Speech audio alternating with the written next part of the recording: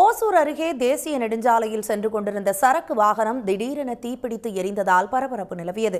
கூடுதல் விவரங்களுடன் எமது செய்தியாளர் கார்முகில் இணைந்துள்ளார். கார்முகில், விவரம் என்ன?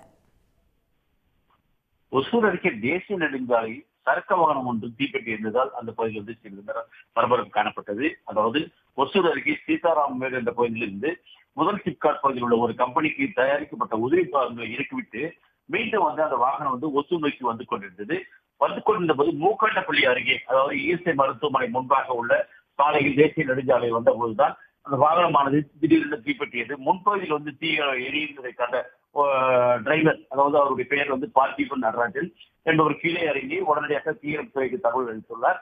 தீயணைப்பு நிலையம் என்பது அருகில் இருப்பதால் உடனடியாக தீயணைப்பு துறையினரும் சம்பவ இடத்திற்கு தண்ணீர் கொண்டு அணைத்தனர். இருந்த போதிலும் வாகனமானது முன்பகுதியில் சற்று சேதமடைந்துள்ளது. இந்த விபத்தில் யாருக்கும் எவ்வித அசம்பாவிதம் நடைபெறவில்லை என்றாலும் விபத்து குறித்து தொடர்ந்து சிப்காட் போலீசார் விசாரணை நடத்தி வருகின்றனர். உடனுக்குடன் செய்திகளை தெரிந்து கொள்ள சன் நியூஸ் பெல் ஐகானை கிளிக் பண்ணுங்க.